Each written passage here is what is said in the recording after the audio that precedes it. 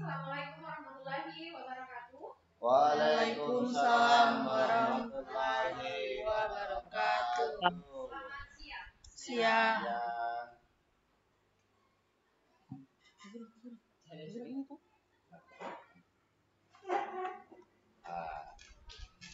Kita panjatkan kehadirat Tuhan Yang Maha Esa atas nikmat yang diberikan kepada kita semua sehingga pada hari ini kita bisa hadir di tempat yang sederhana ini untuk menghadiri kegiatan diseminasi modul 1.4 dari CGP Angkatan 9.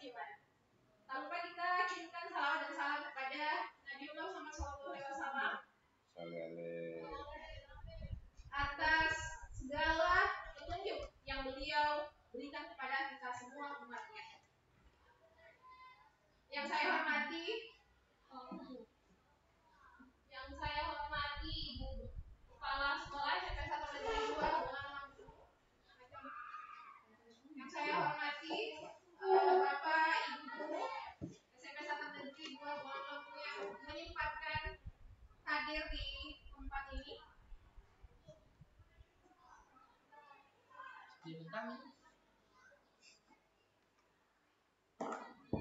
Dan yang saya cintai dan saya banggakan anak-anakku semuanya yang sudah menyempatkan juga waktunya untuk bersama-sama dengan kami di tempat ini.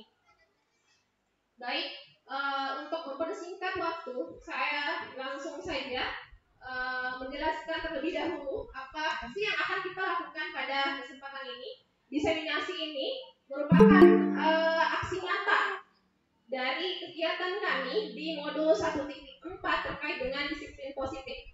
Adapun yang membersamai kami secara daring adalah fasilitatornya, ada pengajar praktiknya, dan saya sebagai CGP bersama dengan Pak Imam Mansur akan secara bergantian nanti untuk menyajikan materi diseminasi kita di modul 1.4. Adapun tujuan kegiatan kita pada hari ini yaitu calon guru penggerak dapat menyampaikan pembelajaran dari penerapan konsep inti dari modul budaya positif serta pemahamannya mengenai konsep-konsep inti dalam modul budaya positif ini. Baik, sebagai arah atau alur konsep inti budaya positif saya serahkan kepada Pak Iwan saja untuk menjelaskannya sambil nanti beliau membuka materi pertama yang akan dipaparkan. Silakan Bapak.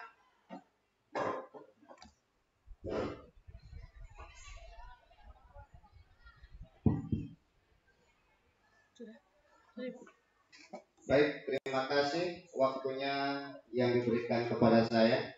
Sebelum kita lanjut, kita buat suasana jam setengah 12 kurang lebih ini menjadi suasana pagi dengan yel-yel yang kemarin.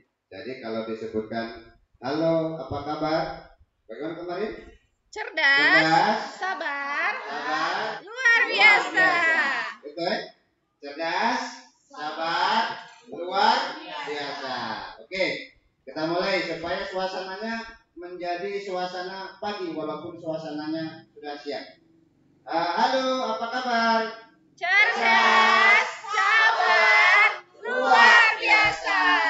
Oke, terima kasih Ibu Kepala Sekolah yang saya hormati, rekan-rekan Dewan Guru yang saya hormati, rekan CGP yang saya hormati, anak-anakku sekalian yang kami libatkan pada kegiatan hari ini yang sama-sama kami banggakan untuk kedepannya. Jadi puji syukur kita haturkan kehadirat Allah Subhanahu wa Ta'ala, di mana pada siang hari ini kita masih diberikan kesehatan bisa bertemu kembali di sekolah kita tercinta ini dalam keadaan sehat walafiat.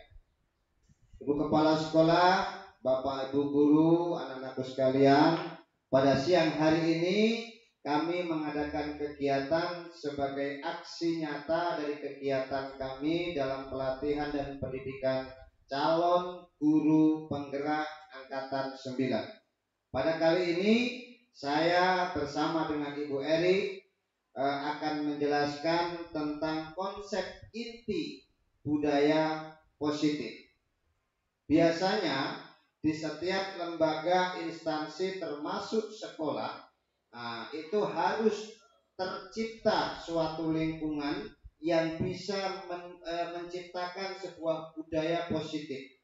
Kalau budaya positif itu sudah tercipta dalam satu lingkungan instansi atau lembaga termasuk sekolah, saya yakin ke depan biar guru-gurunya maupun anak-anaknya akan berjalan sesuai dengan arah dan tujuannya tanpa ada pengaruh dari luar. Karena disiplin positif nanti itu budaya positif akan timbul dari faktor intrinsik dari dalam itu sendiri. Nah, ibu bapak guru, anak-anakku sekalian yang saya banggakan, ya. Jadi bagaimana kita harus memulai untuk melaksanakan perubahan disiplin positif ini? Selama ini kita mengenal bahwa disiplin, ya, disiplin itu kalau kita dengar, ya, dengan kata disiplin seakan-akan itu sebuah aturan yang menjadi momok untuk kita sekalian. Bahkan disiplin itu secara sepintas kita mengartikan sebagai pemaksaan terhadap kita terhadap aturan yang diberlakukan. Itu paradigma lama, pemikiran paradigma lama yang harus kita ubah. Yang harus kita ubah sekarang sehingga ketika kita mendengarkan kata disiplin, nah, hati kita, perasaan kita tidak akan seperti perasaan pada saat yang lalu. Nah, perubahan paradigma belajar yang pertama. Perubahan paradigma belajar yang pertama. Paradigma belajar yang pertama, yang lalu, menganggap bahwa proses pembelajaran itu hanya berpusat pada guru, siswa sebagai objeknya. Itu paradigma lama, pemikiran lama, sehingga keberhasilan sebuah pembelajaran, itu ditentukan oleh seorang guru. Guru adalah senternya, teacher center, sedangkan siswanya dia adalah objeknya dari pembelajaran itu. Apa yang keluar dari mulutnya guru, apa yang diajarkan oleh seorang guru, sudah itulah hal yang mutlak yang harus dipelajari. Nah, sekarang perubahan paradigma belajar itu mengacu pada orientasi pembelajaran yang berdiferensiasi. Artinya, pembelajaran itu harus diserahkan semuanya, harus memperhatikan kebutuhan peserta didik. Harus memperhatikan kebutuhan peserta didik. Sehingga pada hasil akhir yang kita dapatkan sebagai guru untuk indikator ketercapaiannya, itu bukan hanya satu jenis hasil daripada evaluasi. Diferensiasi menghasilkan 3 jenis, bisa berupa diferensiasi produk, bisa berupa diferensiasi konten, dan juga bisa berupa diferensiasi proyek. Jadi Bapak Ibu guru, semua itu bisa kita lakukan dengan memposisikan kita sebagai guru di masa-masa ini dan di masa-masa yang akan datang yang sesuai dengan pertumbuhan peserta didik. Paradigma sekarang harus berpusat pada peserta didik, sehingga di situ ada kita mulai dari merubah posisi kontrol kita sebagai guru terhadap siswa atau peserta didik. Kemudian di dalam posisi kontrol itu kita menerapkan nilai-nilai kebajikan.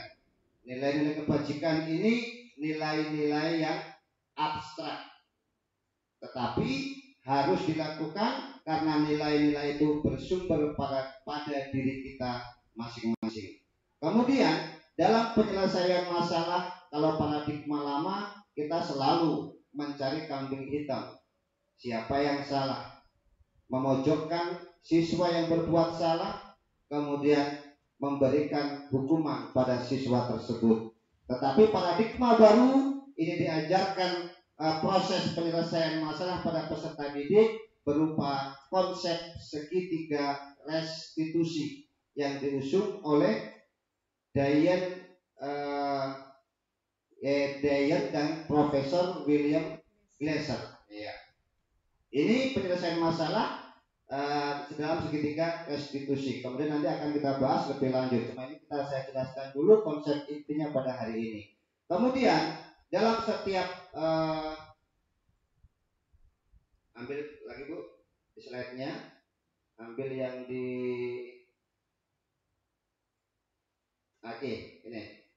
ini yang saya jelaskan tadi. Ketika kita mendengar kata disiplin, apa yang terbayang di benak kita? Apa yang terbayang di benak kita semua, Anda semua, apa yang terlintas di pikiran Anda? Saya dulu juga begitu. Jadi ketika mendengar kata disiplin, yang jelas pikirannya itu banyak sekali. Adalah sebuah peraturan yang harus kita penuhi. Kalau yang kita tidak penuhi, kita tidak taati, kita dapat hukuman atau sanksi. Tetapi sekarang akan berbeda. Ya, lanjut Bu. Nah, kebanyakan orang akan menghubungkan kata disiplin dengan tata tertib, teratur, dan kepatuhan pada peraturan. Kata disiplin juga sering dihubungkan dengan hukuman, ya. Padahal itu sungguh berbeda. Karena belajar tentang disiplin positif ini tidak harus dengan memberikan hukuman, justru itu adalah salah satu alternatif terakhir. Kalau memang memungkinkan, itu jangan digunakan sama sekali. Nah, itu kalau hukuman. Lanjut Bu Eri. Nah, ini pengertian disiplin. Disiplin diri juga mempelajari bagaimana cara kita mengontrol diri dan bagaimana menguasai diri untuk memilih tindakan yang mengacu pada nilai-nilai yang kita hargai. Seseorang yang memiliki disiplin diri berarti bisa bertanggung jawab atau mengontrol dirinya terhadap apa yang dilakukannya karena mereka mendasarkan tindakan mereka pada nilai-nilai kebajikan universal. Ini saya cuma membaca saja sebelum sebagai pengertiannya. Lanjut. Nah, ini nilai-nilai ini merupakan nilai kebajikan universal, merupakan nilai-nilai payung besar dari sikap dan perilaku kita, atau nilai-nilai yang merupakan fondasi kita untuk berperilaku. Nilai-nilai kebajikan adalah sifat-sifat positif manusia yang merupakan tujuan mulia yang ingin dicapai setiap individu. Lanjut Beri, langsung kita waktunya. Iya. Motivasi. Ini sudah materi yang kedua. Iya, ambil yang saja. Ini motivasi untuk menghindari ketidaknyamanan. Jadi dalam melakukan sesuatu pasti ada alasan, baik itu guru ataupun peserta didik. Ya, harus kita pahami sebagai guru, kalau peserta didik melakukan sesuatu harus satu untuk menghindari ketidaknyamanan atau hukuman. Ini alasannya, motivasinya. Kemudian motivasi yang kedua untuk mendapatkan imbalan atau penghargaan dari orang lain. Kalau bahasanya kita, kalau kita melakukan sesuatu yang dianggap nyeleneh atau menyalahi atau kurang pas terhadap pemikiran kita, maka paling kita berpikir begini, oh cari perhatian ini orang, ya. Nah, maka dari situlah muncul kenapa manusia itu berperilaku seperti itu. Sehingga alasannya adalah untuk mendapatkan imbalan atau penghargaan dari orang lain. Yang terakhir, untuk menjadi orang yang mereka inginkan dan menghargai diri sendiri dengan nilai-nilai yang mereka percaya. Oke. Untuk menghindari ketidaknyamanan atau hukuman ini adalah tingkat terendah dari motivasi perilaku manusia. Biasanya orang yang motivasi perilakunya untuk menghindari hukuman atau ketidaknyamanan akan bertanya, apa yang akan terjadi apabila saya tidak melakukannya? Sebenarnya mereka sedang menghindari permasalahan yang mungkin muncul dan berpengaruh pada mereka secara fisik, ya, psikologis maupun tidak terpenuhinya kebutuhan mereka. Bila mereka tidak melakukan tindakan tersebut, motivasi ini bersifat eksternal. Jadi orang melakukan atau menghindari ketidaknyamanan atau hukuman ini salah satu faktor yang mempengaruhi bisa bersifat eksternal tadi itu, yaitu hukuman atau sanksi yang diberikan oleh orang lain. Untuk mendapatkan imbalan atau penghargaan dari orang lain, satu tingkat di atas motivasi yang pertama. Jadi motivasi manusia berperilaku. Yang kedua adalah untuk mendapatkan imbalan atau penghargaan dari orang lain. Satu tingkat di atas motivasi yang pertama. Di sini orang berperilaku untuk mendapatkan imbalan atau penghargaan dari orang lain. Orang dengan motivasi ini akan bertanya, apa yang akan saya dapatkan apabila saya melakukannya? Mereka melakukan sebuah tindakan untuk mendapatkan pujian dari orang lain yang menurut mereka penting dan mereka letakkan dalam dunia berkualitas mereka. Mereka juga melakukan sesuatu untuk mendapatkan hadiah, pengakuan atau imbalan. Motivasinya juga bersifat eksternal. Jadi Bapak Ibu, pemberian imbalan, pemberian penghargaan, pemberian reward kepada peserta didik untuk kita guru atau orang lain dalam jangka pendeknya selintas memang ini adalah motivasi untuk peserta didik untuk meningkatkan proses kompetensi belajarnya. Tetapi dalam teori ini dikatakan bahwa antara pemberian penghargaan, reward ataupun sejenisnya dengan hukuman, ya, dengan hukuman itu perbedaannya tipis, tidak banyak. Kalau hukuman, ya, itu sifatnya menyakitkan, fisik, psikologis, ya. Sehingga dari hasil hukuman yang kita berikan, anak-anak merasa tersakiti baik fisik ataupun psikologisnya, sehingga mereka menanggung beban, baik itu beban rasa sakit ataupun beban rasa malu. Kemudian kalau penghargaan dalam jangka pendek, menengah dan jangka panjang, penghargaan ini pada akhirnya akan mendatangkan sebuah ketergantungan terhadap penghargaan tersebut. Ya. Ketika suatu saat penghargaan ini sudah tidak diberikan, maka motivasi untuk berperilaku yang baik akan menjadi hilang. Ini faktor eksternal. Sebisa mungkin kita sedikit demi sedikit kita hindari, karena pada ujung-ujungnya antara hukuman dengan pemberian penghargaan itu akan mematikan motivasi murid karena dia berasal dari luar atau eksternal. Yang kita butuhkan adalah motivasi yang berasal dari dalam diri sendiri atau motivasi intrinsik. Kalau motivasi itu sudah timbul, saya mau belajar supaya nanti saya jadi orang yang berguna, supaya nanti saya bisa masuk ke jenjang pendidikan yang lebih tinggi dengan gampang. Tetapi kalau niatmu, motivasimu adalah peserta didik itu, misalnya saya mau belajar biar saya dapat hadiah juara 1. Ketika hadiah hilang, ya maka motivasi itu sedikit demi sedikit akan menurun, bahkan akan hilang. Mari kita coba, ya, mulai dari diri kita sendiri masing-masing untuk bisa memahami antara kita berperilaku itu motivasinya apa itu motivasi intrinsik atau motivasi eksternal atau internal. Lanjut Bu Eri. Kemudian yang ketiga, motivasi yang ketiga adalah untuk menjadi orang yang mereka inginkan dan menghargai diri sendiri dengan nilai-nilai mereka yang percaya. Ini, ya, ini yang dibutuhkan dalam kita berperilaku. Jadi kalau 1, 2 tadi, ya, itu masih sifatnya eksternal yang berasal dari luar. Suatu saat itu hilang, kita punya hubungan dengan luar, maka hilang juga motivasinya. Tapi yang ketiga ini, orang dengan motivasi ini akan bertanya, akan menjadi orang yang seperti apa saya melakukannya. Mereka melakukan sesuatu karena nilai-nilai yang mereka yakini, yang kita yakini sendiri dan kita hargai sendiri. Dan mereka melakukannya karena mereka ingin menjadi orang yang melakukan nilai-nilai yang mereka yakini tersebut.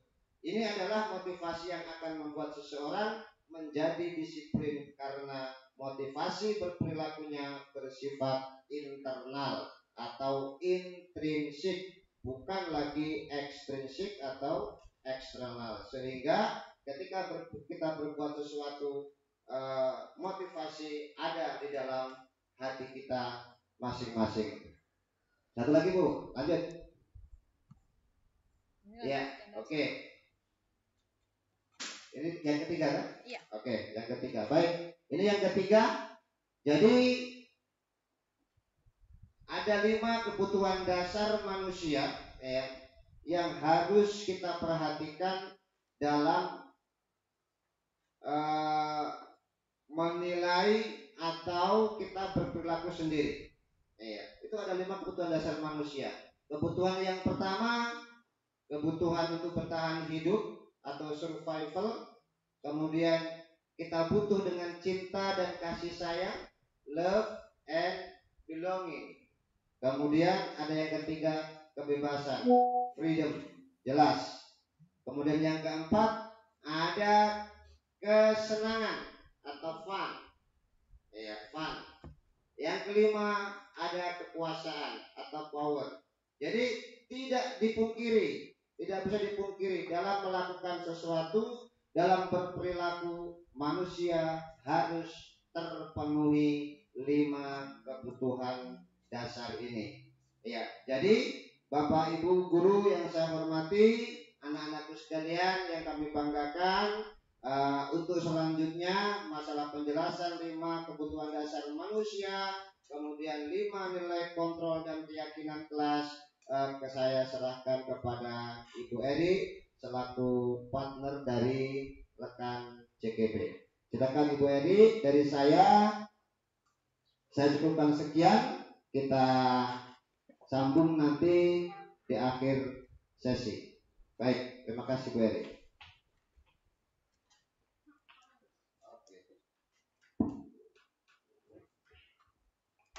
Baik, terima kasih Pak Imam. Sudah 11.38. Mohon maaf bagi Bapak Ibu guru yang punya kepentingan di luar sudah tertahan di sini. Pak John, terima kasih banyak atas waktunya. Dan untuk Bapak Ibu yang lain, Ibu Kepala Sekolah yang selalu hadir di setiap kegiatan kami, terima kasih banyak Ibu. Dan untuk teman-teman yang lain, kami nggak bisa membalas sekarang apa yang Ibu berikan, waktu yang Ibu berikan kepada kami. Nanti Tuhan yang balas ya. Baik, terima kasih Pak Imam. Saya lanjutkan materi kita. Namun sebelumnya, karena saya lihat ini pesertanya sudah mulai agak-agak gimana gitu, kita ice breaking dulu ya. Jadi saya mohon Bapak Ibu dan anak-anak semuanya bisa berdiri. Kita goyang bersama dulu. Ikuti gerakannya ya Bapak Ibu dan anak-anak semuanya.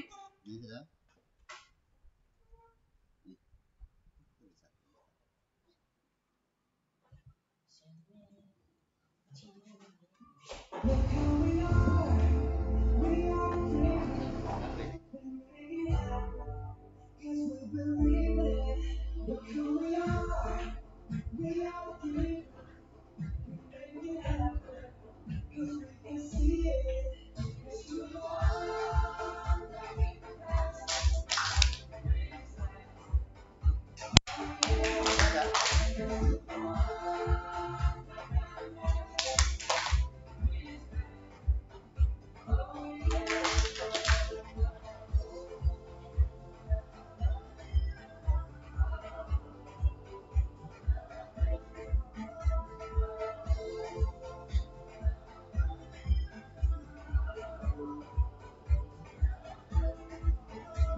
Oke, terima kasih banyak Bapak Ibu.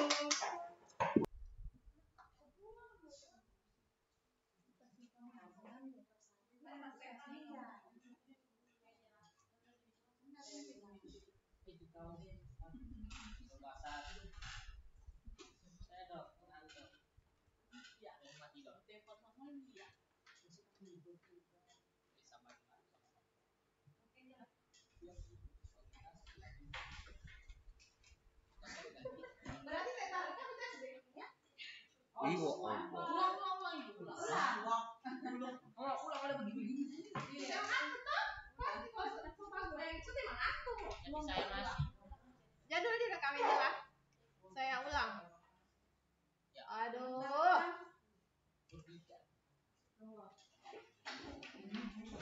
Saya tidak semangat.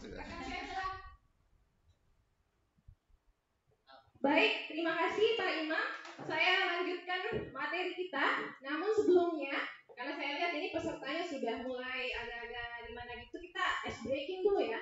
Jadi saya mohon Bapak Ibu dan anak-anak semuanya bisa berdiri. Kita goyang bersama dulu. Ikuti gerakannya ya Bapak Ibu dan anak-anak semuanya.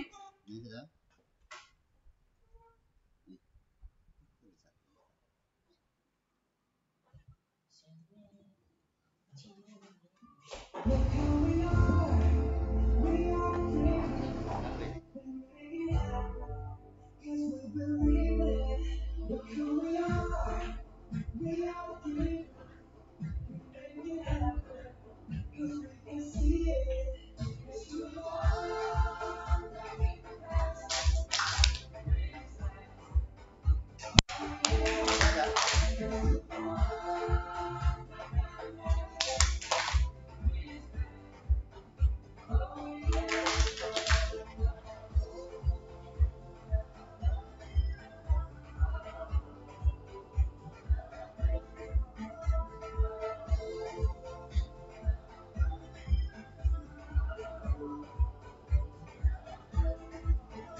Oke, terima kasih banyak Bapak Ibu.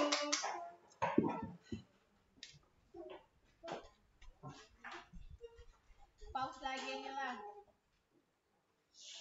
Jangan terlalu panjang-panjang. Pindah posisi ya. Kalian ke depan. Pokoknya kalau sudah 10 menit begitu aja lah pause lagi. Gak apa-apa, jangan terlalu panjang.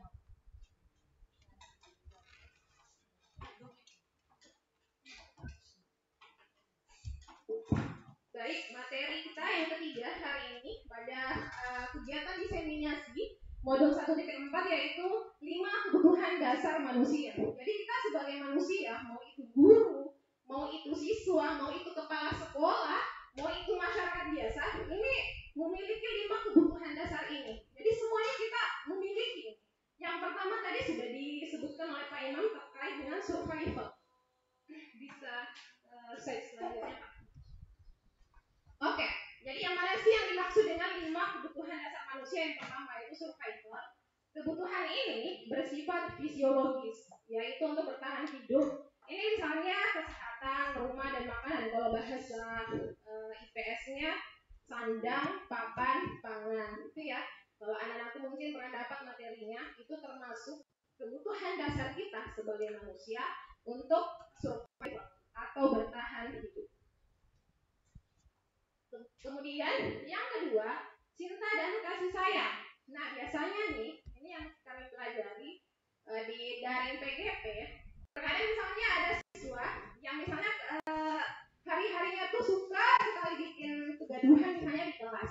Terkadang mereka mungkin kita harus memperhatikan 5 kebutuhan dasar tadi itu. Ada anak yang kurang kasih sayang di rumah. Nah, itu bisa jadi alasannya kenapa dia suka mencari perhatian di sekolah. Karena dia mungkin butuh cinta dan kasih sayang. Jadi penjelasannya di situ, kebutuhan untuk disayangi dan diterima, meliputi kebutuhan akan hubungan dan koneksi sosial, kebutuhan yang memberi dan menerima kasih sayang, dan kebutuhan untuk merasa menjadi bagian dari suatu kelompok.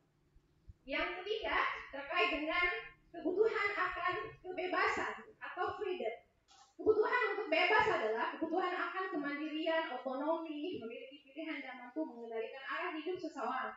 Nah, ini kalau misalnya terkait dengan siswa, terkadang juga ada peserta didik kita yang mungkin di rumahnya dikekang sekali, sehingga di sekolah seperti mencari sebuah kebebasan. Nah, jadi kita sebagai guru hendaknya jeli melihat kebutuhan anak kita ini sebenarnya apa sih di antara kelima tadi. Apakah misalnya dia butuh kasih sayang atau mungkin dia membutuhkan kebebasan sehingga di sekolah cenderung memperlihatkan kelakuan yang kita anggap saya tanda petik nakal. Padahal sebenarnya mungkin dari kelima kebutuhan dasar itu ada yang kurang dari diri dia begitu, yang mereka tidak dapatkan di lingkungan keluarganya. Baik, untuk yang keempat, kebutuhan yang keempat yaitu terkait dengan kesenangan. Kebutuhan akan kesenangan adalah kebutuhan untuk mencari kesenangan, bermain dan tertawa. Bayangkan hidup tanpa kenikmatan apapun, betapa menyedihkannya. Ini Glaser menghubungkan kebutuhan akan kesenangan dengan belajar. Jadi ini saya hubungkan lagi dengan kondisi murid atau peserta didik di kelas. Terkadang ada yang mungkin di kelas seperti yang tadi bilang suka bermain, belajar sambil bermain, sehingga kita sebagai guru biasanya menghadirkan permainan dalam proses pembelajaran kita agar kesenangan ini tetap mereka bisa dapatkan dalam proses pembelajaran. Jadi muncullah berbagai model pembelajaran yang bisa bisa memadukan antara game dengan pelajaran. Baik Pak, yang terakhir ini yang kekuasaan. Kebutuhan ini berhubungan dengan kekuatan untuk mencapai sesuatu, menjadi kompeten, menjadi terampil, diakui atas prestasi dan keterampilan kita, didengarkan, dan memiliki rasa harga diri. Jadi itu tadi 5 kebutuhan dasar kita sebagai manusia, baik itu kita sebagai siswa, sebagai guru maupun sebagai masyarakat. Materi yang selanjutnya yang keempat, ada 6 materi Bapak Ibu ya, anak-anak semuanya, jadi sabar. Kita sharing sih sebenarnya, lebih ke sharing karena saya rasa Bapak Ibu juga sudah sudah paham juga sih tentang materi-materi ini. Jadi saya lebih ke arah sharing saja, bukan menggurui ya Bapak Ibu. Jadi kalau misalnya Bapak Ibu saya posisinya agak tinggi daripada Bapak Ibu, bukan berarti saya di posisi menggurui, tapi kita sekarang lagi sharing. Saya membagi apa yang saya dapatkan di PDP, walaupun misalnya Bapak Ibu sudah pernah mendapatkan sebelumnya, artinya kita tinggal melengkapi yang kurang saja.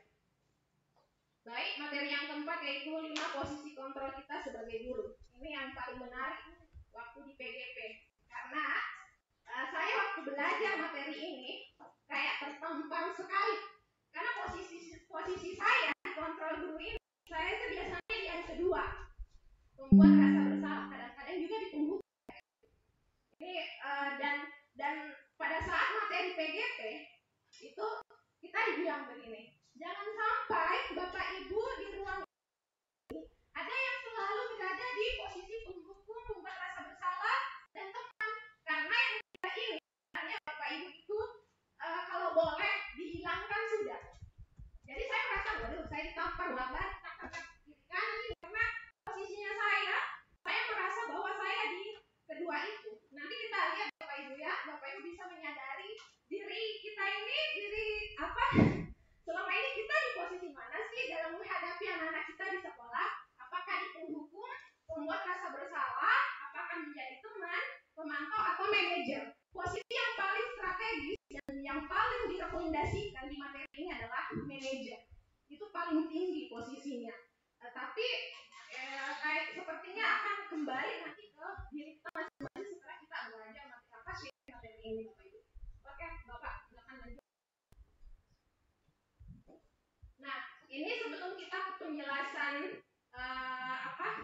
satu persatu 5 posisi kontrol tadi, di sini ada miskonsepsi tentang teori kontrol. Yang pertama yaitu ilusi guru bahwa kita guru itu harus mengontrol murid. Ibaratnya seperti gambar itu kita yang memegang kunci mainan-mainan, ada kan yang biasa mainannya bisa jalan, kita yang memegang kuncinya. Kalau kita bilang ke kiri, kita bilang ke kanan, muridnya ke kanan.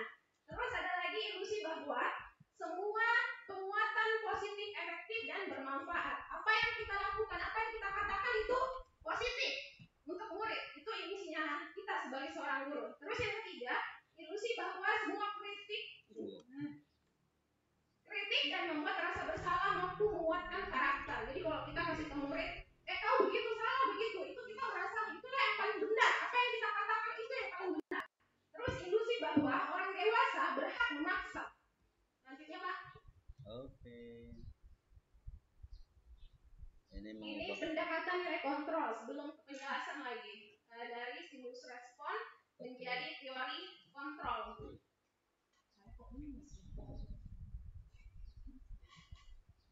Jadi kalau teori kontrol itu kita mengubah paradigma juga yang awalnya dia stimulus respon menjadi teori kontrol. Yang awalnya misalnya kebutuhan kita sama, itu harus menjadi kebutuhan kita berbeda. Seperti itu ya Pak Ibu? Iya. Terus yang kedua, semua orang melihat sama, itu diubah menjadi setiap orang memiliki gambaran yang berbeda. Terus yang ketiga, kita mencoba mengubah orang agar berpandangan sama dengan kita. Nah, seharusnya kita berusaha memahami pandangan orang lain tentang dunia. Jadi harus sama dengan pandangan kita sebagai seorang guru. Nah, yang keempat, perilaku buruk dilihat sebagai suatu kesalahan. Itu harus bergeser menjadi semua perilaku memiliki tujuan. Orang lain bisa mengontrol saya, itu harus berubah menjadi hanya Anda yang bisa mengontrol diri Anda sendiri. Terus selanjutnya, saya bisa mengontrol orang lain, itu harus bergeser menjadi Anda bisa mengontrol orang lain. Terus yang selanjutnya, pemaksaan ada pada saat bujukan gagal, itu harus bergeser menjadi kolaborasi dan konsensus menciptakan pilihan-pilihan baru. Terus yang terakhir, model berpikir menang atau kalah harus bergeser menjadi model berpikir ini sama, menang. Oke, ini penjelasannya yang tadi ya. Kalau kita sebagai guru ada di posisi penghukum, itu hasilnya seperti ini Bapak Ibu yang ada di layar. Kemungkinan murid marah dan mendendam atau bersifat agresif. Bisa jadi sesudah kembali duduk, murid tersebut akan mencoret-coret bukunya atau meja tulisnya. Lebih buruk lagi, sepulang sekolah, murid melihat motor atau mobil Bapak Ibu guru dan akan menggores kendaraan tersebut dengan paku. Ini hasil atau output dari posisi kontrol penghukum. Selanjutnya Pak. Terus yang kedua, membuat merasa bersalah. Nah, saya pribadi selalu di posisi ini nih. Murid akan merasa bersalah telah mengecewakan ibu atau bapak gurunya. Murid akan merasa menjadi orang yang gagal dan tidak sanggup membahagiakan orang lain. Kadang-kala sikap seperti ini lebih berbahaya penghukum. Ini bayangkan Bapak Ibu, posisi ini kadang-kala bisa lebih bahaya katanya daripada posisi penghukum. Karena emosi akan tertanam di dalam. Murid menahan perasaannya, tidak seperti murid dalam dengan guru penghukum, mana murid bisa menumpahkan amarahnya walaupun dengan cara negatif. Murid tertekan seperti inilah yang tiba-tiba bisa meletus amarahnya dan bisa menyakiti diri sendiri atau orang lain. Jadi yang kami dapatkan di PDP Bapak Ibu, kalau misalnya posisinya penghukum, gurunya cenderung sering menggunakan nada suara yang besar, menunjuk-nunjuk, itu ciri-cirinya tuh. Nada suaranya besar, menunjuk-nunjuk, dan kata-katanya seolah-olah menjudge murid tersebut bahwa kamu salah dan tidak ada pilihan lain. There's no other choice, tidak ada pilihan lain bagi siswa tersebut untuk membela dirinya. Kalau yang membuat merasa bersalah, gurunya cenderung begini. Jessica, kamu tidak kasihan sama ibu ini? Sudah mengajar, sudah bikin perangkat pembelajaran, kenapa kamu tidak memperhatikan saya?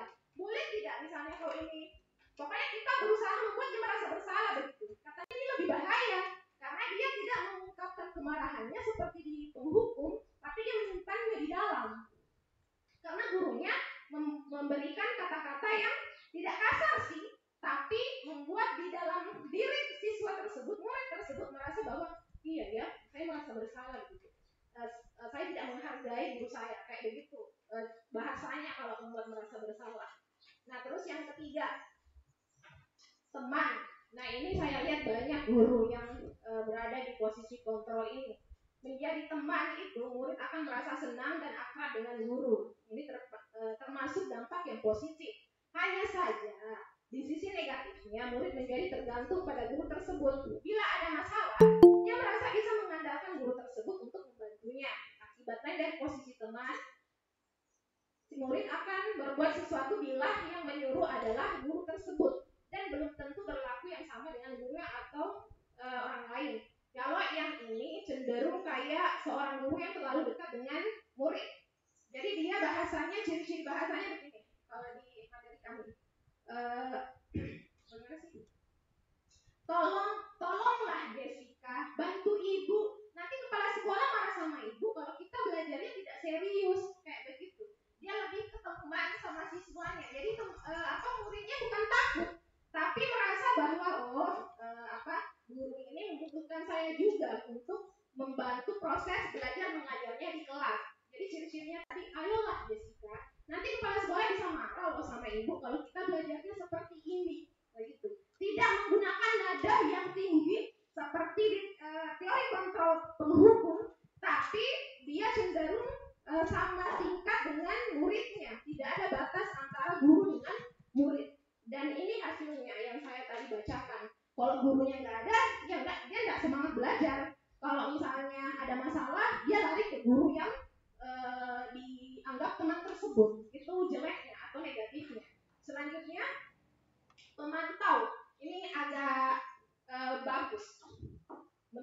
sempurna kalau pemantau.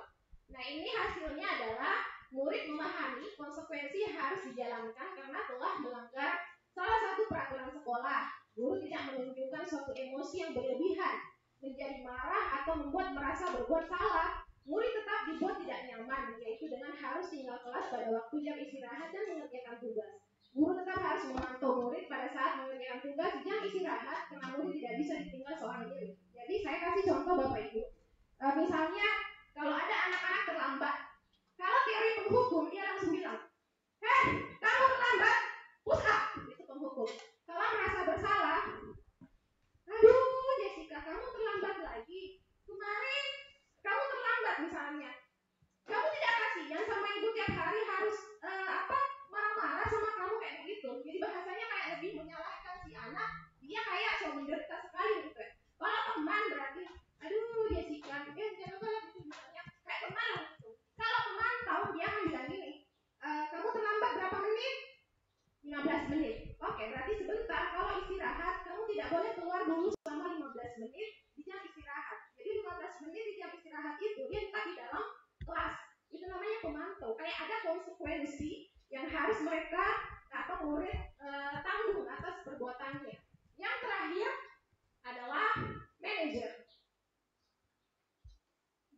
Nah, posisi manajer ini adalah posisi yang paling kita diharapkan seperti itu Bapak Ibu. Jadi kalau gurunya ini sudah setengah malaikat mungkin ya, yang seperti inilah, yang tidak pernah marah-marah. Tapi saya kembalikan ke diri saya, sepertinya saya akan kesulitan berada di posisi ini. Mungkin boleh kita terapkan dan harus sebenarnya diterapkan. Tapi ini kita baca dulu ya Bapak Ibu. Pada posisi manajer, kenapa kok begitu Pak? Suara guru sebaiknya tulus, tidak perlu marah, tidak perlu meninggikan suara, apalagi menunjuk-nunjuk jari ke murid, berkaca pinggang atau bersikap seolah-olah menyesal, tampak sedih sekali akan perbuatan murid ataupun bersenda guru menempatkan diri sebagai teman bagi murid. Itu tidak perlu di posisi manajer. Tapi pada posisi manajer itu, guru akan membagikan tanggung jawabnya kepada murid untuk mencari jalan keluar permasalahannya, tentu dengan bimbingan guru. Saya akan memutarkan video-video Bapak Ibu. Nanti akan ada perbedaan-perbedaan antara posisi penghukum, pembuat merasa bersalah, teman, pemantau, sama manajer. Posisi penghukum. 2. Posisi pembuat merasa bersalah. 3. Posisi teman. 4.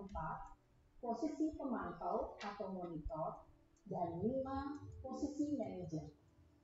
Untuk lebih memahami kelima posisi tersebut, mari kita saksikan kasus Naren yang terlambat hadir 20 menit di sekolah dan melihat bagaimana kelima posisi kontrol dalam menghadapi masalah tersebut. Oke, ini yang pertama Bapak Ibu. Posisi penghukum.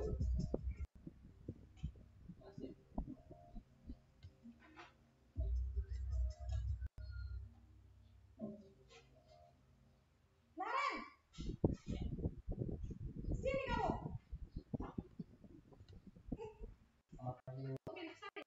Kamu terlambat. Kamu deh, pasti terlambat. Tidak siap-siap ditampar Bapak Ibu ya, tapi dalam hati saja bisa dibilang-bilang. Apa coba? Alasan kamu apa lagi? Kapan sih kamu tidak terlambat? Malas sekali ya kamu jadi anak. Nah, itu menjudge. Dasar pemalas. Menjudge. Gak kapok-kapok sih kamu. Sudah berapa kali terlambat? Sana, kamu keliling lapangan basket 2 kali. Kenapa saya harus keliling lapangan basket, Bu? Kenapa? Kamu melawan ibu? Berani-beraninya jawab. Sudah terlambat, masih berani jawab pula. Sekarang, keliling lapangan basket 5 kali sekalian. Biar kapok. Cepat. Pergi sana ke lapangan basket. Posisi penghukum biasanya berbicara dengan nada tinggi, menghakimi, menunjuk-nunjuk, menyakiti, dan menuduh. Hukuman bisa berupa fisik maupun psikis. Ibu dan bapak guru hebat. Dampak yang terjadi pada murid ketika guru berada pada posisi penghukum adalah murid cenderung akan memberontak, bahkan menyimpan dendam.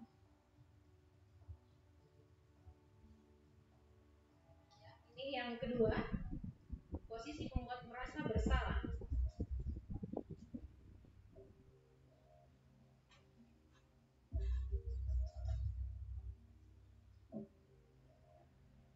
Naren,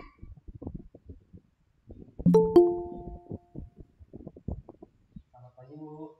Naren, kamu kenapa terlambat Dia lagi, agak Nak? memelas begitu. Ya Tuhan, Naren. Kamu senang ya bikin ibu susah ya?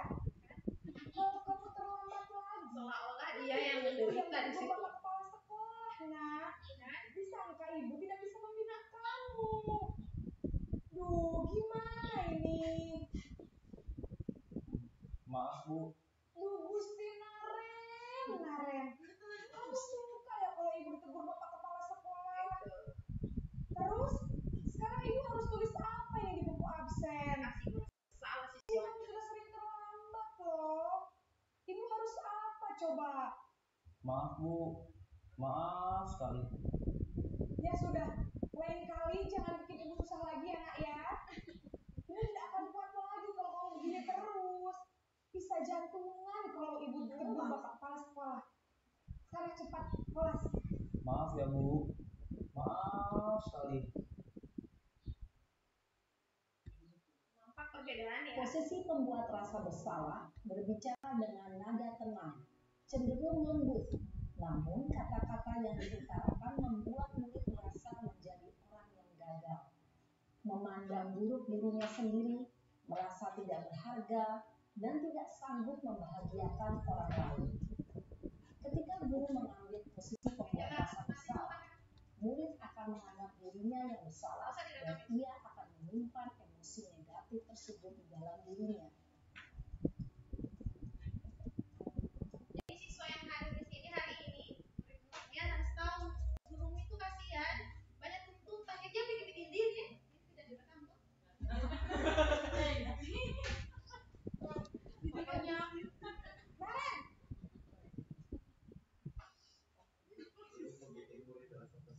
Selamat pagi Bu. nah ini yang ketiga nih. wah, sudah jam berapa ini Nak?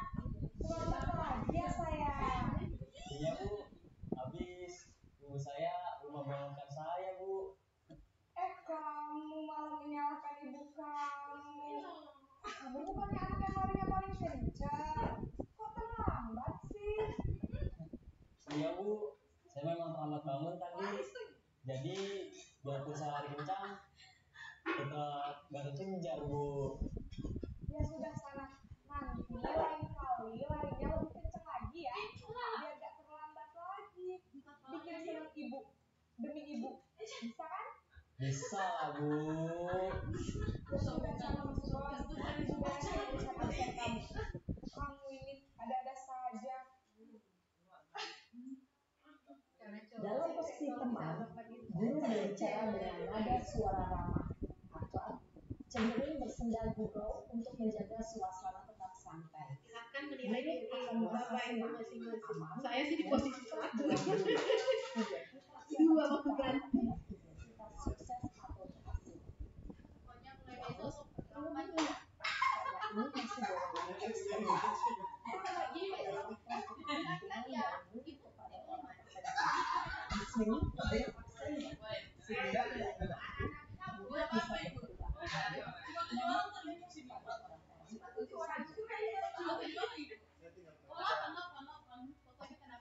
orang-orang tertentu saja. Oke, ini yang keempat. Apa tadi keempat? Pemantau. Naren,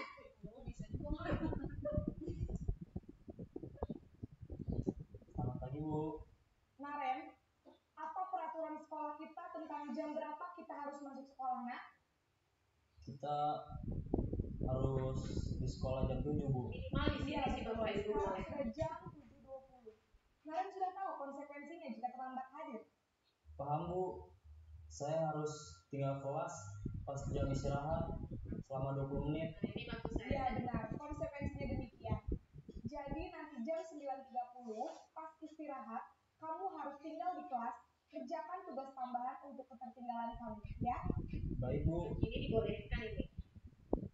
Tapi Posisi pemantau mengandalkan penghitungan atau data untuk mengontrol murid. Guru mengarahkan murid berdasarkan peraturan dan konsekuensi. Seorang pemantau menunjukkan bahasa tubuh dan ekspresi wajah yang datar dan cenderung formal. yang terakhir,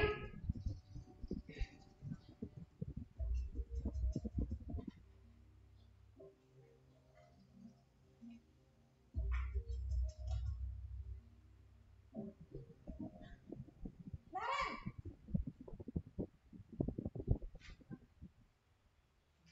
Selamat pagi Bu. selamat pagi Naren. Maaf Bu, saya terlambat. Iya, sekolah masuknya jam 7, sekarang sudah jam 7.20. Jadi sekarang bagaimana ini Naren? Maaf Bu, saya lupa setel alarm saya semalam. Baiklah, menurut kamu, murid yang mencari solusi sekolah sendiri. yang mana yang perlu kamu tingkatkan? Menghargai diri sendiri dan orang lain mungkin ya Bu. Setuju. Jadi, apakah Naren meyakini prinsip saling menghormati tersebut?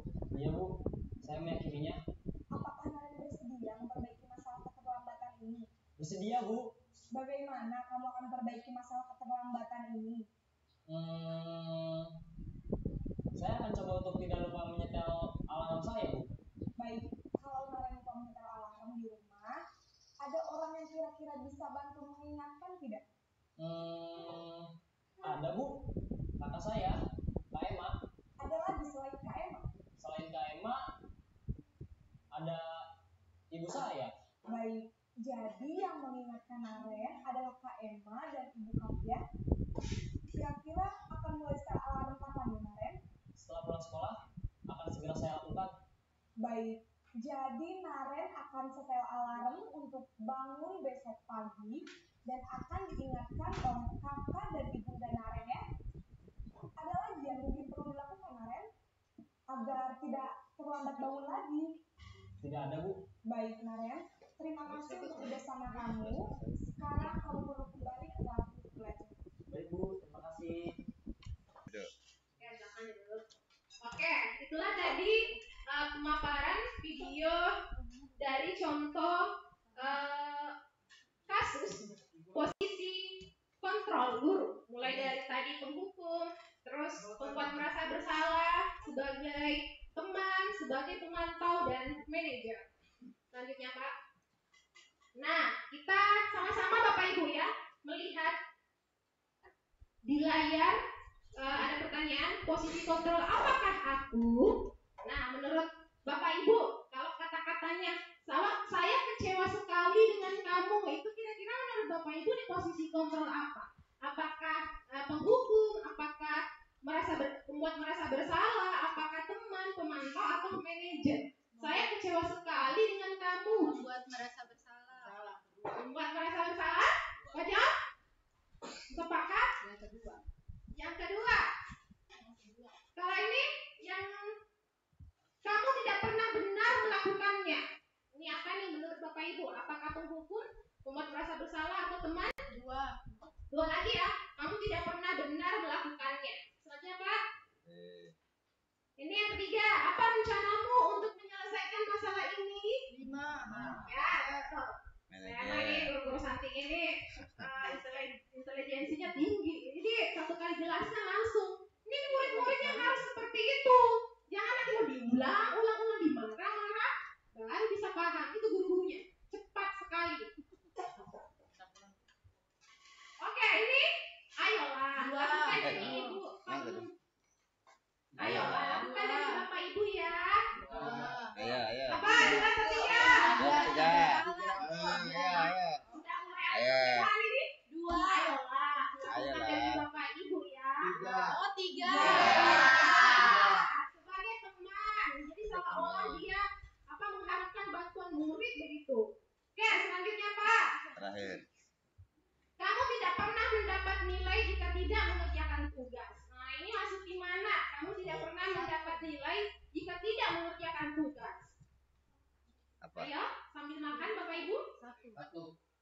Kamu tidak pernah mendapat nilai jika tidak mengerjakan tugas. Ini apakah seperti konsekuensi? Iya, memantau. Ya, Tadi memantau. memberikan konsekuensi ya. Jadi kalau misalnya dia tidak mengerjakan tugas, berarti dia tidak mendapatkan nilai. Itu adalah konsekuensi atas kesalahan yang dilakukan murid tersebut. Oke, jadi saya rasa materi 5 posisi kontrol ini sudah tertanam baik-baik di folder diseminasi di kepala Bapak Ibu semuanya. Kita lanjut di materi selanjutnya terkait dengan keyakinan kelas. Saya saja Pak yang bawa. Iya, langsung aja. Baik, untuk keyakinan kelas Bapak Ibu, ini harus kita langsung praktekkan saja. Kenapa? Karena di kurikulum Merdeka kita diharapkan di awal pembelajaran membuat sebuah keyakinan kelas atau keyakinan sekolah. Saya rasa Bapak Ibu juga sudah mendapatkan materi ini PMM. Dan ini menjadi sebuah keharusan ketika kita memulai sebuah pembelajaran. Jadi, apa sih keyakinan kelas itu? Keyakinan kelas itu, kalau bahasa dulunya Bapak Ibu, itu kan ada biasa aturan tata tertib kelas, tata tertib sekolah. Itu ada pertanyaan di layar, mengapa harus menggunakan kata keyakinan kelas? Mengapa tidak peraturan kelas saja? Gitu. Selanjutnya Pak. Nah, kalau misalnya kita menyamakan persepsi dulu Bapak Ibu, kalau misalnya mendengar kata aturan, rasa-rasanya seperti ada hukuman ya di balik aturan tersebut. Nah, ini bedanya antara aturan dengan keyakinan kelas.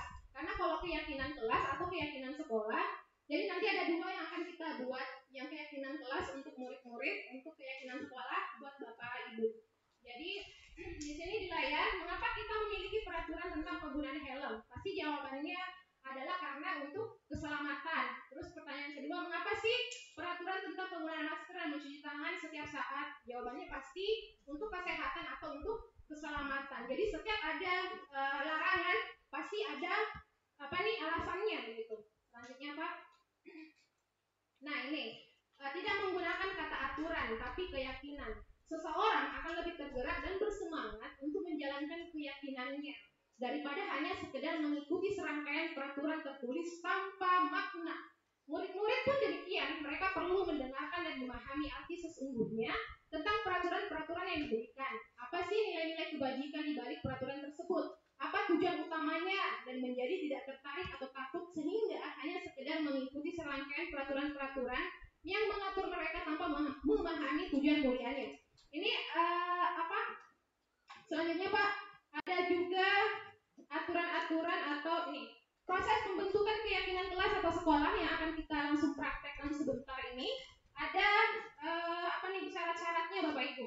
Keyakinan kelas itu atau keyakinan sekolah itu bersifat lebih abstrak daripada peraturan yang lebih rinci dan konkret. Misalnya kalau peraturan kan biasa peraturan, contoh peraturan datang tepat waktu atau jangan datang terlambat. Biasakan menggunakan kata-kata positif. Dilarang terlambat itu diganti dengan datang tepat waktu. Dihimbau untuk menggunakan kalimat-kalimat yang positif seperti yang di aturan kedua. Pernyataan keyakinan kelas senantiasa dibuat dalam bentuk kalimat positif. Keyakinan kelas sebaiknya sesuatu yang dapat diterapkan di lingkungan sekolah. Bersedia meninjau kembali keyakinan kelas dari waktu ke waktu. Terus keyakinan kelas berupa pernyataan-pernyataan universal. Keyakinan kelas hendaknya tidak terlalu banyak sehingga mudah diingat dan dipahami oleh semua warga kelas. Semua warga kelas hendaknya ikut berkontribusi dalam pembuatan keyakinan kelas lewat kegiatan curah pendapat. Ini yang akan kita praktekkan langsung Bapak Ibu. Jadi nanti kalau mau dipraktekkan di kelas boleh. Biasanya akan menggunakan kertas sticky note.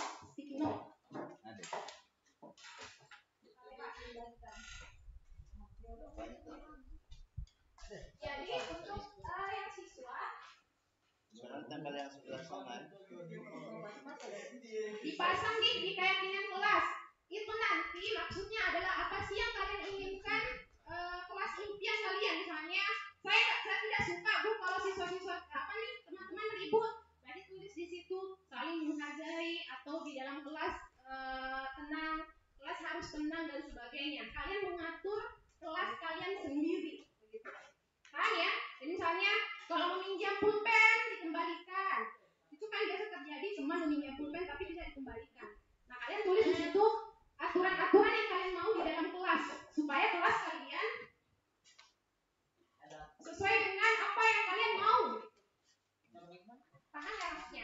Pernah deh kayaknya dulu lakukan di kelas berapa? Kelas 7 kayak. Kalau Bapak Ibu berarti terkait dengan keyakinan sekolah. Misalnya masuk kelas tepat waktu. Tepat waktu. Jadi kalau aturan itu Bapak Ibu. Ya. Jadi saya sambung kembali, saya arahkan keyakinan kelas ini dia sifatnya abstrak, tidak tertulis. Dia bersumber dari dalam diri sendiri. Kalau aturan jelas toh, dipampangkan di depan kelas, dipampangkan di gambar sekolah, dilarang tersiswa, dilarang terlambat. Nah, aturan ini kita rubah dalam sebuah keyakinan dengan menggunakan kalimat-kalimat positif yang maknanya sama tetapi penyampaiannya berbeda. Contohnya tadi, dilarang terlambat. Kalimat yang bagus bagaimana? Hadir tepat pada waktunya. Itu contoh. Nah, untuk siswa silakan buat di kelas yang ada di lingkungan kelas kami itu apa kesepakatannya, apa namanya keyakinannya, keyakinan kelas kalian apa? Nah, kelas impianmu seperti apa yang kamu harapkan ke depan? Kelas tanpa ada rasa ribut, kelas tanpa ada permusuhan. Nah, itu tuangkan dalam satu bentuk kayak apa namanya keyakinan dalam kalimat-kalimat yang menurut kamu indah. Ya, paham? Itu Ibu Bapak guru, ya ini menyangkut tentang pertama aturan dulu Pak yang kita Bapak pahami sekarang. Aturan sekolah itu seperti apa? Regulasinya kita seorang guru, kita seorang kepala sekolah itu ketika masuk kantor seperti apa? Misalkan ya itu tadi tepat datang harus tepat waktu. Ada kata harusnya itu supaya lebih positif lagi ke hati kita yang paling dalam, sadar dan lahir dari hati kita masing-masing seperti apa. Nah, kemudian bukan hanya itu aja, banyak sekali hal-hal positif yang bisa kita jadikan sebagai keyakinan. Dan ini tidak tertulis. Nah, ini tidak tertulis ini. Tidak, keyakinan itu tidak boleh dipampang. Keyakinan itu tidak boleh dipampang di kantor atau di kelas, tidak boleh. Jadi keyakinan itu kita lahirkan bersama, kemudian kita sepakati bersama, kita laksanakan bersama dari hati kita masing-masing, kemudian mengarah ke kawan-kawan dan kelas keseluruhannya. Sudah? Sudah, tempel kalau sudah. Kalau sudah ditempel. Oke, ini untuk sekolah, ini untuk kelas, ya. Oke. Satu orang satu, kalau satu kelas itu ada 20 orang, berarti sudah ada 20 keyakinan kelas yang di dalamnya adalah nilai-nilai kebajikan universal. Gitu. Silakan. Oke, yang sudah boleh bawa ke depan, ditempelkan. Yang jalan nanti dari belakang yang jalan. Kalau ada orang mereka naik dari belakang. Ya.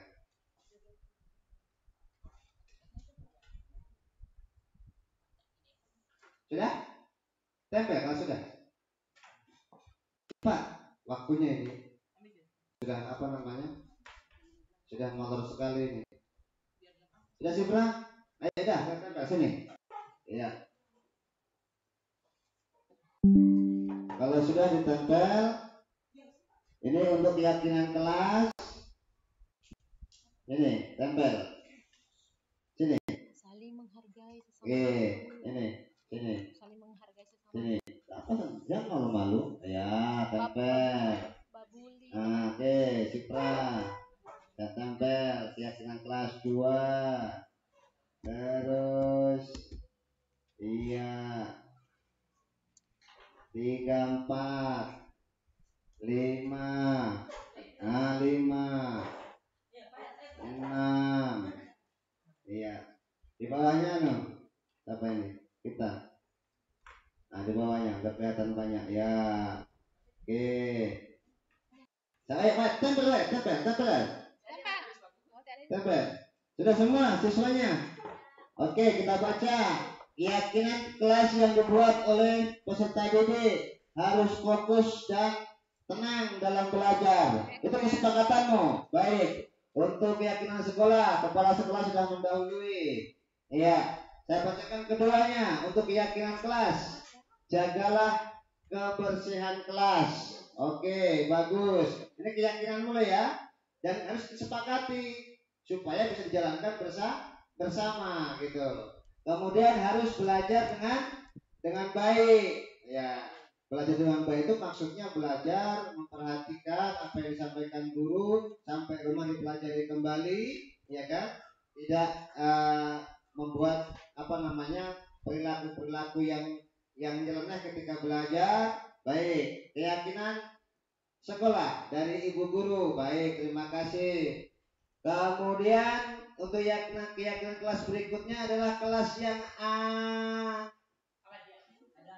Adam, aman paling. Adem dan tenang. Ya, bagaimana mewujudkan kelas yang adem dan tenang ini? Iya, bukan berarti harus beli AC. Belajarnya harus adem dan tenang. Jadi tidak ada lagi ketika temannya belajar yang lainnya mengganggu. Itu sebuah keyakinan yang bagus yang perlu disepakati bersama. Kemudian harus datang tepat waktu jika melakukan piket harus datang tepat waktu jika melakukan piket di dalam kelas. Datang tepat waktu.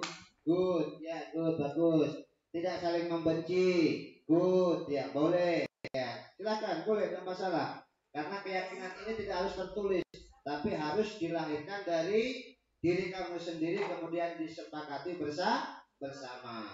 Kemudian menjaga kebersihan kelas, sudah terwakil tadi yang di atas. Saling menghargai sama teman, sudah masuk ke saling tidak membenci. Kemudian terakhir, bersihkan kelasmu agar nyaman untuk belajar. Cocok. Nah, sudah masuk di sini ada berapa? Jadi kalau Pak Guru ambil kesimpulan untuk keyakinan kelas, ini belajar harus tenang, kelas adem tenang, sudah masuk satu. Kemudian belajar dengan baik, 3 ini masuk satu indikator, ya. Artinya kita ambil salah satu, harus belajar dengan baik. Ini sudah masuk ke sana. Kemudian kebersihan kelas, kemudian tugas piket, ini kebersihan kelas. Jadi kalau Pak Guru mau ambil kesimpulan dari kesepakatan dari keyakinan kelas yang kamu tempel di depan ini ada 3 poin. Ya, dari 6 ada 3 poin. 1, jagalah kebersihan. Baik itu kebersihan kelas ataupun di luar kelas. Kemudian belajar dengan baik, ya. Kemudian harus saling menghargai sesama teman, baik yang berbeda agama ataupun yang berbeda suku. Enggak boleh lagi saling membenci. Baik, kita masuk ke keyakinan sekolah yang sudah ada kepala sekolah dan 30 guru yang lain sudah menempel. Ya, jadi ada kayak meledak. Jadi ada 31 kesepakatan keyakinan sekolah. Ini yang pertama, hadir tepat waktu. Setuju? Ya, setuju toh? Biar siswa ataupun guru harus setuju hadir tepat waktu. Kemudian saling menghargai satu sama lain. Jadi apa yang di pikirannya anak-anak berarti sudah ada di pikirannya kepala sekolah. Saling menghargai, tidak saling membenci. Karena kita di sini majemuk, ya, bukan lagi homogen. Kita heterogen, dari suku, dari agama, semua bercampur baur di sini. Diperlukan sikap saling menghargai, menciptakan suasana nyaman. Ini dengan Farel cocok ini, kepala sekolah dengan Farel. Kalau kepala sekolah bisa menciptakan dengan teman-teman guru di lingkungan sekolah, siswa bisa menciptakan di kelas, apa jadinya? Sudah baku makan. Kalau orang Jawa bilang cocok mie, ya, cocok mie, iya. Jadi sudah klop kan? Kemudian yang kedua, saling menghargai sesama rekan guru. Siap, insya Allah. Ya, jadi kalau satu kantor, satu kelas, kalau siswa dengan siswa tidak saling menghargai, apa jadinya kelas? Begitu pula dengan di guru dalam satu kantor kalau nggak saling menghargai apa yang terjadi dalam satu kantor akan nggak bagus dampaknya ketika kita bekerja ke depannya. Datang tepat waktu cocok, kepala sekolah ada, rekan guru ada. Kemudian menjaga kebersihan lingkungan sekolah. Kayaknya ini satu alur ini antara siswa dengan guru ini. Antara siswanya dengan gurunya cocok. Iya. Menjaga kebersihan lingkungan sekolah. Proses pembelajaran dapat berlangsung tepat waktu. Wah, ini muncul satu. Jadi guru-guru yang dalam kelas mungkin selama ini ada ketidaktepatan waktu ketika masuk kelas, walaupun nggak semuanya, tapi lebih banyak. Yang tepat waktu sedikit, yang tidak tepat waktu masih banyak. Perlu kita benahi bersama ke depannya dari keyakinan yang sudah kita sampaikan dari diri kita masing-masing menjadi kesepakatan keyakinan sekolah kita. Kemudian yang terakhir, bekerja sama untuk mencapai tujuan. Jelas ya, tujuan itu tidak akan pernah tercapai kalau kita berjalan sendiri, apalagi itu kalau tujuan sekolah ya. Visi yang kita sudah cetuskan kemarin tidak mungkin cuma kepala sekolah tok yang bisa mencapai visinya. Harus kita sebagai guru, kepala sekolah dan siswa peserta didik bahkan itu mempunyai peran yang sangat besar. Baik, anak-anakku sekalian, Bapak Ibu guru yang saya hormati, kepala sekolah, untuk keyakinan kelas dan keyakinan sekolah sudah kita temukan. Mudah-mudahan apa yang sudah kita lahirkan dari hati kita masing-masing bisa kita laksanakan sebagai keyakinan kelas, sebagai keyakinan sekolah, dan dapat diterapkan sesuai harapan kita. Amin ya rabbal alamin. Selanjutnya, untuk disiplin positif berikutnya adalah penyelesaian permasalahan yang ada di lingkungan sekolah terhadap peserta didik. Kepala sekolah yang saya hormati, Bapak Guru, anak-anakku sekalian, ya, kita berlanjut yang terakhir, penerapan disiplin positif. Yang berikutnya adalah segitiga restitusi. Segitiga restitusi itu adalah suatu proses dialog ya, dari guru atau orang tua kepada peserta didik, khususnya untuk mereka yang punya permasalahan ya, agar nantinya permasalahan itu bukan menyudutkan itu peserta didik, bukan memojokkan peserta didik, tapi dengan proses segitiga restitusi ini peserta didik mulai menemukan jati dirinya, merasa bertanggung jawab untuk menyelesaikan masalah sendiri dan bisa mandiri ke depannya. Ya. Jadi ini ada kaitannya dengan 5 kontrol guru tadi, sebagai penghukum, sebagai teman, sebagai pembuat merasa bersalah, sebagai pemantau, dan sebagai manajer. Harusnya segitiga restitusi ini harus diterapkan untuk seorang guru yang harus berposisi sebagai manajer, gitu. Suaranya dengan lembut, ya. Jadi proses segitiga restitusi ini ada 3 tahapan. Yang pertama adalah menstabilkan identitas. Boleh ada videonya yang itu tadi itu lanjutannya. Yang final segitiga restitusi. Bapak jelaskan dulu. Oke. Pada sisi segitiga yang pertama adalah menstabilkan identitas. Menstabilkan identitas ini seorang guru tidak boleh langsung mengejudge, langsung bertanya, kenapa kau begini? Kenapa kau melakukan begini? Iya. Itu kalau paradigma yang lama, kita harus bertanya kepada siswa yang membuat kesalahan, yang membuat kasus, kenapa seperti ini? Iya. Tapi untuk segitiga restitusi ini, dalam menstabilkan identitas guru diharapkan posisinya sebagai manajer bertanya dengan suara datar, suara lembah lembut, ya, dan pada akhirnya ya bisa menguatkan, bisa menstabilkan identitas siswa itu. Kemarin ada kasus nyata ini, dan kebetulan saya mau mau buat skenario segitiga restitusi. Datang kemari Gilang dengan Milky yang sudah berkelahi. Nah, Milky sudah tangannya dikepal, sudah berkaca-kaca pinggang, matanya menangis. Iya. Kalau seandainya saya tanya menggebu-gebu kemarin, yang terjadi hal yang lain. Tetapi sebisa mungkin saya menempatkan diri saya sebagai seorang manajer. Iya. Saya tanya Milky dengan suara lembut, Milky, gitu. Tatap matanya Pak Guru. Gitu. Kita kuatkan identitasnya, jangan langsung kita ambil cari kesalahannya. Dengan cara yang seperti itu, stabilitasnya kuat, mentalnya kuat, sehingga pada sisi yang kedua adalah baru kita validasi tindakan yang salah. Dalam menstabilkan identitas, kembalikan ke pengalaman Bapak Ibu. Contoh saja, jangan langsung ditanya, kenapa kau berkelahi? Jangan, ya.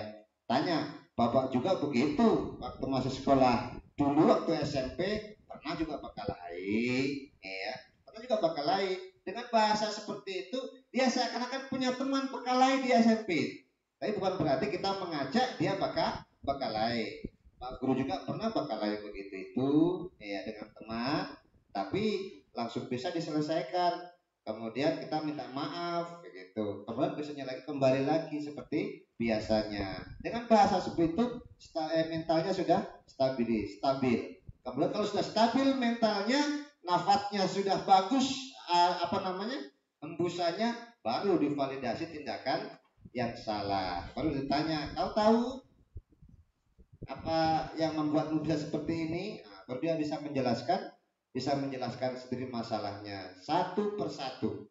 Ya, ini validasi tindakan yang salah. Kalau dua orang berkelahi berarti saya tanya satu, kemudian saya tanya dua. Dengan sendirinya dia menjelaskan. Kemudian dia sendiri yang mencari solusinya. Seperti apa solusinya? Mungkin solusinya adalah membuat sebuah keyakinan. Ya, keyakinan apa yang dilanggar kira-kira ketika berkelahi? Keyakinan menghargai orang, gitu. Keyakinan apalagi? Bersahabat, bersaudara, gitu. Kalau dia sudah yakin bahwa itu yang dilanggar, kita kuatkan. Ya, kita kuatkan. Kira-kira kapan kau bisa memulai dan meminta berbuat yang seperti itu?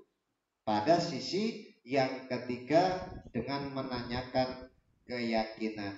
Jadi betul yang disampaikan oleh Ibu Eri tadi di depan, bahwasanya kalau seorang guru itu berposisi sebagai manajer dan hari-harinya seperti itu, sudah artinya itu manusia pilihannya di sini. Manusia yang pilihan di sini, dan kita bukan barang tidak mungkin. Tapi ketika kita mau berusaha, insya Allah semua bisa. Ya, tapi siswaku, anak-anakku sekalian, kalian Pak Guru ikutkan kemari bukan berarti, so tahu begini, kita mau buat kasihan, biar dia Pak Guru dan Bu Guru jadi manajer. Paling tidak kalian sudah mengerti penjelasan, kalian bisa provokasi itu kawan-kawanmu. Provokasi dalam tanda petik berbuat yang baik, jangan berbuat yang salah. Bantu ibu bapak guru kalian bisa menjelaskan kepada teman-teman kalian. Baik, ini kalau penjelasan saya untuk menstabilkan identitas, bahasa apa, kalimat yang seperti apa yang harus kita ucapkan kepada siswa. Ini contohnya, berbuat salah itu tidak apa-apa. Contoh, ya. Kemudian tidak ada manusia yang sempurna. Saya juga pernah melakukan kesalahan seperti itu yang saya ucapkan tadi itu, ketika mau menstabilkan identitasnya anak yang berbuat kesalahan.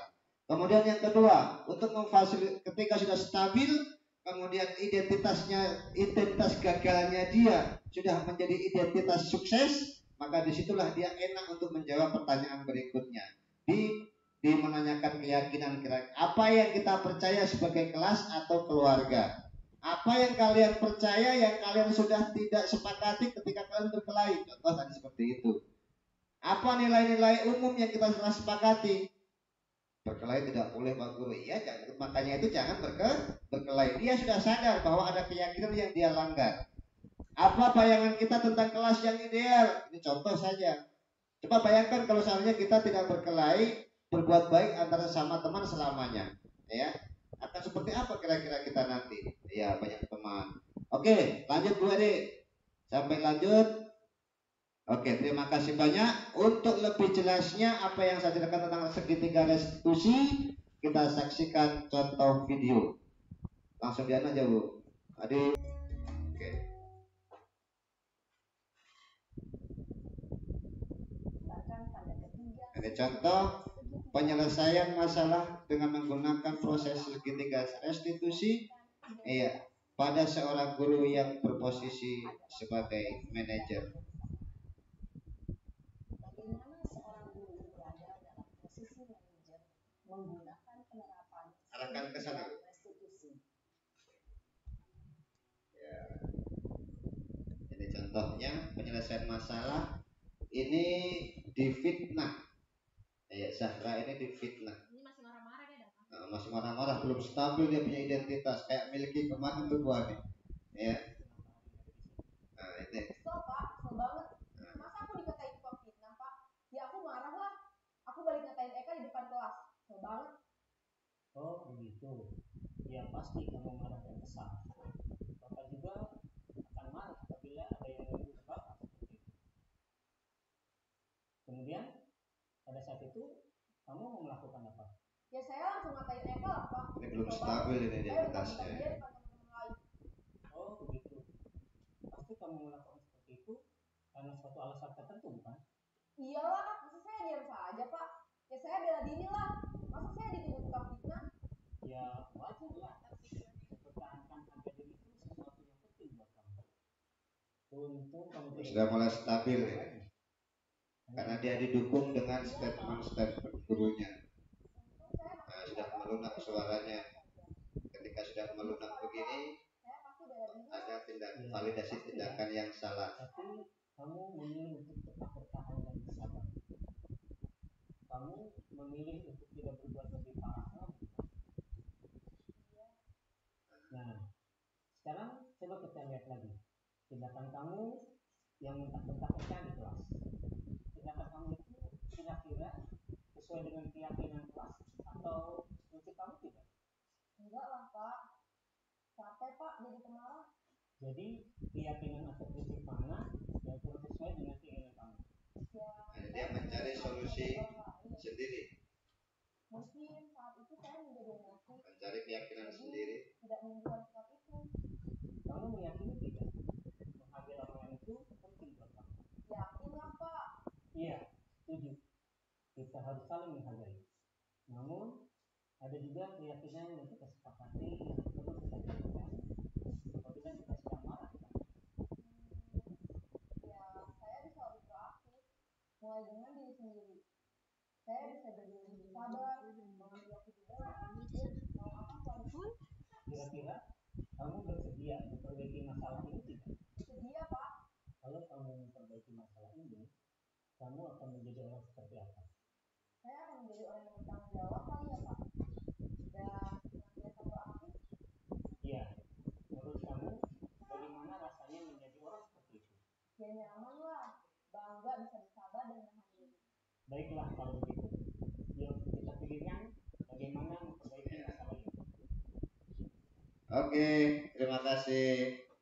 Kita tutup bersama-sama saja. Pulsa memori. Ya, oke. Bapak guru hebat, anak-anakku sekalian yang kami banggakan, demikianlah desiminasi modul 1.4 tentang budaya positif yang disampaikan oleh CGB Angkatan 9 dari SMP 1 Atap Negeri 2 Bulanu Lambunu atas nama Ibu Eriani SPDGR dan saya sendiri Imam Mansur SE mengucapkan terima kasih banyak atas waktu yang telah diluangkan untuk menghadiri acara kami. Kita berjumpa lagi di lain kesempatan. Semoga perjalanan ibu bapak dan anak-anakku sekalian pulang ke rumah senantiasa dalam lindungan Allah Subhanahu wa taala. Amin ya rabbal alamin. Sekian, terima kasih. Wassalamualaikum warahmatullahi wabarakatuh. Waalaikumsalam.